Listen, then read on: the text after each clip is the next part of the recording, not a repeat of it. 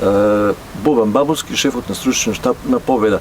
Па да почнеме од оно што беше во Струга, се одигра тој премиерен меч прволигарски, Струга Победа 3:0. Како вие од клупата го видовте тој надпревар? Да, па благодарам за поканата и поздрав до сите слушатели и гледачи. Надпреварот излеговме доста повеќе обично кога ќе играш послабо, може да извлечеш повеќе и да си ги видиш проблемите и корекции кои што треба да се направат. Мислам дека не изгледавме толку лошо колку што очигледно беше дека се многу надмоćен противникот и они не се толку добри колку што ние им дозволивме да бидат добри. Едноставно планирањето на надпреварот беше да се затворат централните простори и да се остави противникот да креира постранични позиции. Ние тоа доста успешно го направивме како идеја првото полувреме со еден неочекуван поклон последната секунда буквално на првото полувреме кога идејата и плановите што ги имавме да задржиме резултат прво полувреме и второ да идеме со така малце поофанзивно со некоја нова стратегија не се реализира и сакам да кажам дека идејата да се игра на еден или на друг начин овозможува да се покажат квалитетите на играчите или пак да изгледаат многу лошо, како што беше случајот. Мислам дека не сме толку лоши како што направивме во припремниот период и сосема нова слика очекувам на домашен терен следниот надпревар. Иако Струга имаат квалитетна екипа, меѓутоа најголемата причина беше тоа што ние им дозволивме некои работи за кои што се фатални во прва лига и не смеме да се ги дозволиме следниот пат. Да, она што не беше реализирано од страна на Прилепскиот тим, од страна на Победа, дали тоа се должи на неискуството на повеќето од играчите, бидејќи јас кога ги гледав се млади, да речеме релативно млади, околу 22 години, ако ги земеме во просек со источок на голманот, останатите се некаде 22,5 години возраст, но дали уште повеќе она неискуство од неиграње во прволигашката конкуренција. Што мислите вие на што се должат тие пропусти? Сакам да го видам тоа дали навистина е така, кога ќе излеземе со друга идеја фудбалска, со друго планирање на преварот. И дури тогаш ќе можеме да зборуваме за квалитетите на нашите играчи. Пак ќе повторам, еден играч е добар, толку добар колку што ќе покаже квалитет, ќе има идеја да напаѓа, ќе има идеја да напаѓа и во двете фази, дури и во одбрана треба да напаѓа.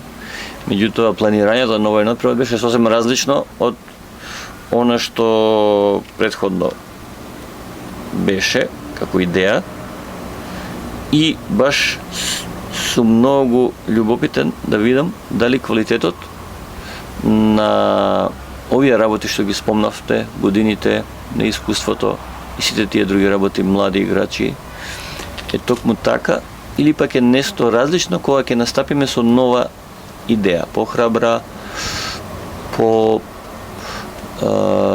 голема мотивација, поголема причина, значи да не чекаме на противникот да видиме што ќе направи и ние на некој начин ги оставаме да си играат без разлика дали по странични позиции или онака тактички како што планиравме или пак со некоја идеја која што ја тренираме цело време, каде што храбро ќе излеземе, ќе покажеме дрскост, ќе покажеме квалитет, посет она што стварно го поседуваат нашите играчи како потенцијал. И навистина и јас сум многу љубопитен да видам дали следниот надпревар е тоа причината. Да, ви ги паметам зборовите од минатите разговори со вас, кога рековте дека ве интересира континуитетот, односно во серија, ако е некој успешен, да биде успешен на повеќе надпревари, или ако е неуспешен, тоа да се потврди на исто така на повеќе надпревари. Значи, еден надпревар не мора ништо да значи. Секако тоа би требало во континуитет да се види и да видиме дали навистина сме толку како што беше на првиот надпревар, или пак стварно имаме квалитет за да бидеме конкурентни во прва лига. Иако нашата првобитна идеја беше да направиме еден костур на тим, една стабилност, каде што ќе може тимот да игра константно и да се конфронтира со било кој противник. Меѓутоа, тоа би сакал да го направиме со една идеја која што ја креираме од почеток и тогаш може да направиме некоја анализа за неколку надпревари, овие играчи стварно имаат квалитет, може да се носат, или пак не може, треба да се бараат подобри играчи. Значи, мислам дека едноставно е во планирањето, во идејата, во стартната, да кажам, поставеност и планирање на надпреварот. Во фудбалот на некој начин е присутна секогаш и психологијата, па како го надминавте овој проблем, бидејќи станува збор за висок резултат, да не влие сето тоа штетно. Сум слушнал, вие бевте во Јапонија, сум слушнал нешто за јапонците како се однесуваат кон спортските резултати, кон животот, дека тие по секој пораз се толку мирни, прифаќаат исто како и победата. Дали тоа беше вистина во Јапонија и дали може тоа искуство ваму да се пренесе? Да, вистина беше. Ние неколку што бевме од Европа или од Балканот, после секој лош резултат се нервиравме и покажувавме нервоза. Меѓутоа, знаете, јапанците, најголемиот грев за нив е да се љут. Они едноставно не се љутат меѓу себе, се извинуваат, понизни се и секогаш после надпреварот, окей, ќе пробаме следниот пат, next time. Не знам, нашиот менталитет е сосем... Да, секако така да бидеме посмирени и да трезвено размислуваме што е она што можеме да промениме, што е она што можеме да подобриме. И пак ќе кажам, баш би сакал да видам следниот надпревар дали е до квалитетот на играчите, па и на тренерот, или пак до идејата што ќе ја спроведеме, што ќе ја наметнеме. Знаете, еден играч може да биде многу добар со една идеја и да ги покаже сите своји квалитети, да напаѓа и во напад и во одбрана, меѓутоа може да биде и многу лош ако остане пасивен и се чека нешто да се случи. Може би во втора лига и тоа можеше да се толерира затоа што нема толку квалитет, па сега ќе чекаме позади да се одбраниме во некој дефанзивен блок без голема пресија, меѓутоа во прва лига е сосем различно. Видовме и на другите надпревари дека секој има иницијатива, секој тим покажува нешто. Можевме да видиме и од Силекс, кој се повторно се врати, можевме да видиме и од Брегалница, и од Академија Пандев. Значи, би сакале да се израмниме со таа идеја и да го покажеме квалитетот едноставно по сите фази. Дали веќе си разговаравте со играчите, што мислат тие за овој момент, овие тешки моменти, да речам, бидејќи и самата јавност притиска дека нешто не беше во ред на овој надпревар, па некако и оптимизмот спласнува. Како се тоа се врати на она позиција која што е? Да, играчите се свесни за своите постапки, свесни се за она што го направија и се спремаме за следниот надпревар. Едноставно нема што да се враќаме, излековме поука и се надеваме дека на следниот надпревар ќе можеме да го покажеме оној квалитет што се најавуваше во припремниот период. За да сликата биде подобрена на следниот надпревар со Тиквеш во второ коло, можеби ќе има промени и во играчкиот кадар, во првата постава или оние што ќе влезат, или пак можеби истите играчи можеби ќе бидат и подобри за тој надпревар ќе го подобрат своето Да. издание. Што мислите, која промена би се случила за недела? Да, истото, мислам, тие се играчите што ги имаме, не знам, не ми се верува дека некој ќе стигне во овој период да подпише и да се реши статусот на оние кои што ги очекуваме, да кажеме Джеймс е повреден, иако го потврдивме дека ќе дојде, не знам колку време ќе се рехабилитира.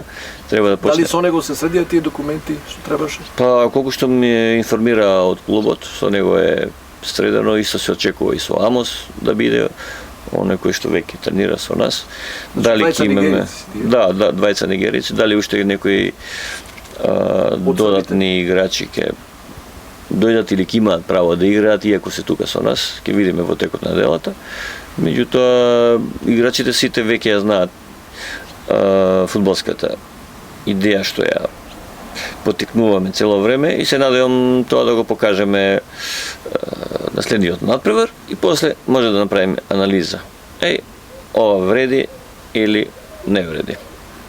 Да, а во врска со оние играчи кои не настапија, од новите тука би го издвоил Делов што дојде од Тиквеш. Да. Тој остана на клупата за резервни играч. Да. А Србинот Ѓурковиќ не го видовме воопшто во записникот. Да, се уште се средуваат документите со нив и допрва очекуваме да дефинитивно се комплетираат и тогаш би имале право на настап. А уште еден значаен играч што го познаа прилепската публика многу во средниот ред, може сигурно да придонесе, тоа е Јордан Черноморски. Што е со него? Да, он имаше долга повреда, нели, после погрешната диагноза, се уште во фаза на рехабилитација, допрва ќе почне неговото рекуперирање и мислам дека може би минимум уште месец дена ќе биде индивидуална подготовка, потоа треба да влезе во група. Се надеваме дека ќе се рекуперира добро, најважно е да биде он жив и здрав и после постепено ќе можеме да сметаме и на него. Значи, в недела со Тиквеш колку го познавате и колку е битен противникот за овој надпревар во Прилеп? Секако пратиме што се случува последно време. Има доста засилувања, имаат и еден играч кој што беше овде долго време, искусен и квалитетен. Имаат и други искусни играчи на секоја позиција. Го знам многу добро. Косов е мој добар пријател и добар тренер, долго години, има успех во Македонија и во странство, беше и во репрезентацијата. Ние заедно игравме во Вардар. Тиквеш успеа да остане во лигата, сега има многу поквалитетна екипа од минатата година и ќе биде прашање како ќе започне за нив лигата овде на нашиот стадион. Една порака до љубителиве на фудбалот, симпатизерите на Победа. Има многумина кои се доста разочарени, но пак е друга група која вели ништо не е загубено кога е првото коло само поминато, остануваат многу до крајот.